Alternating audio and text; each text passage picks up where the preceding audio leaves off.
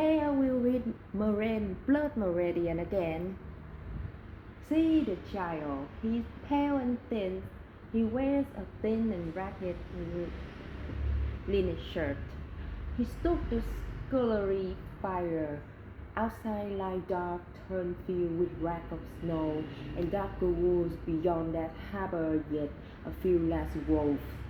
His folk are known for hewer wood and drawer water, but in truth, his father has been a schoolmaster. Obey your master. Your life is faster.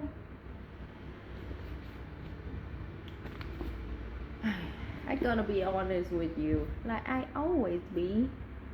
I don't have enough skill to reading this one. I mean, half of the book I don't even understand what it write. So I will change. I will change. I will change. I will choose another book. I will pick another one.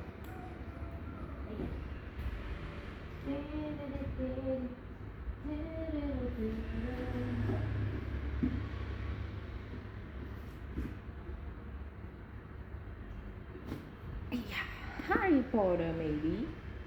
Harry Potter.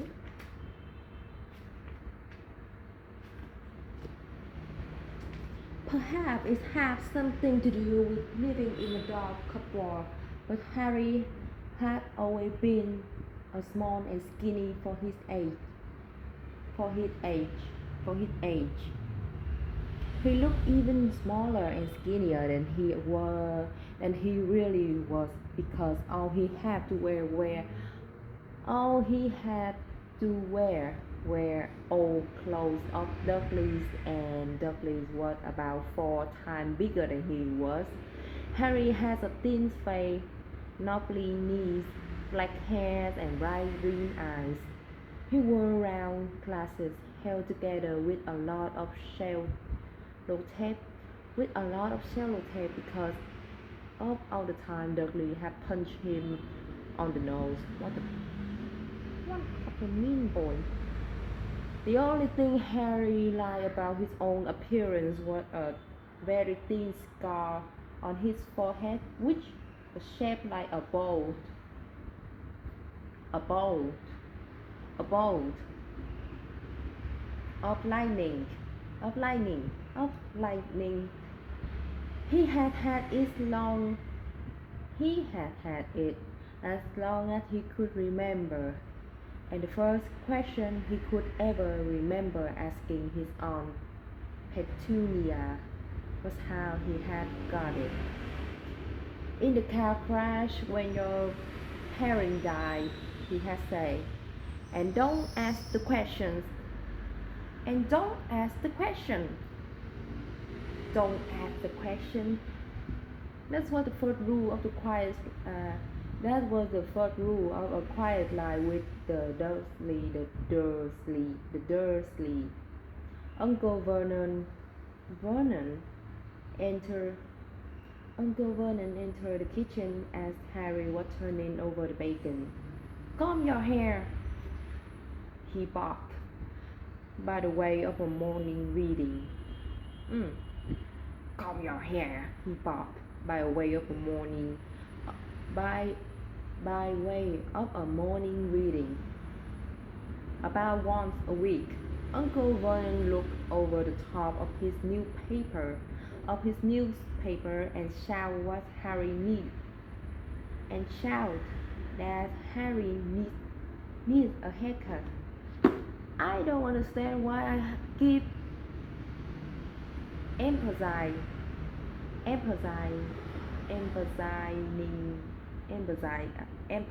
every little word I read, and also, Jesus, my pronunciation is so terrible.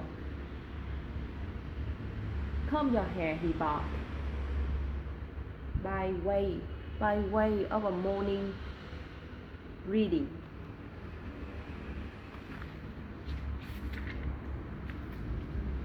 About once a week, Uncle Vernon looked over the top of his newspaper and shout that Harry needs a haircut. Harry must have had more haircut than the rest of the boys in his class put together. Harry must have had how to how to how to read it in a British accent to make it sound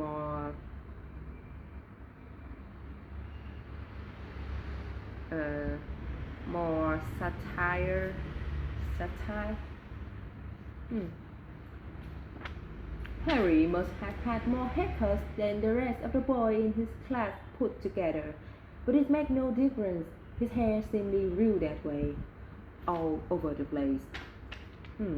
Okay, that sounds much better when I'm faking my accent.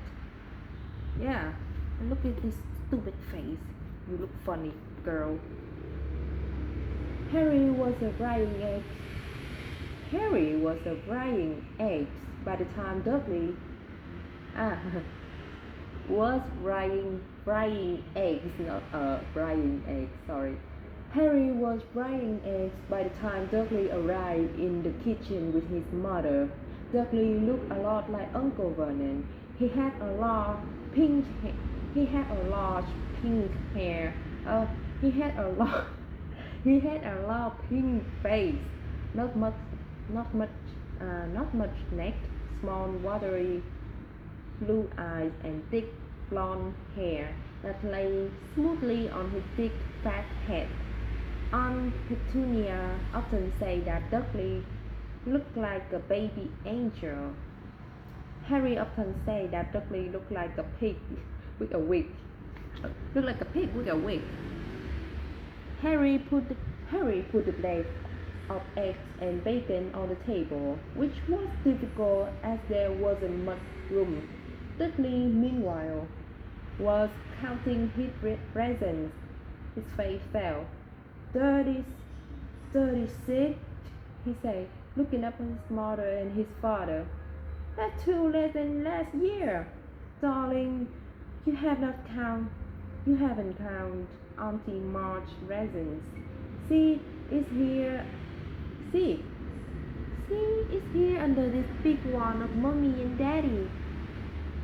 All right, 37 then, said Dudley. Dudley,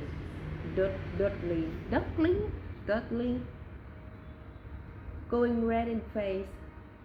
Say Dudley, going red in the face. Harry, who could see a huge Dudley tantrum coming on, began wolfing down his bacon as fast as possible in case Dudley turned the table over. Aunt Petunia obviously sensed danger too. Because she said quickly, and we will buy you another 2 presents while we're out today. How's that, pumpkin? 2 more presents. Is that all right? Dudley thought for a while. Dudley thought for a moment. It looked like hard work. Finally, he said slowly, "So I will have 39 with say Petunia. Petunia? Yeah, I don't think that's her name, but apparently, but let's just say that it's her name right now, just for temporary, because of my terrible reading and pronunciation skills." Oh, Dudley sat down heavily and wrapped the nearest parcel. "All right then." Uncle Vernon chuckled. Little Ty wanted his money worth, just like his father. Attaboy, Dudley. Attaboy, Dudley. He rubbed Dudley's hair. At that moment the telephone rang.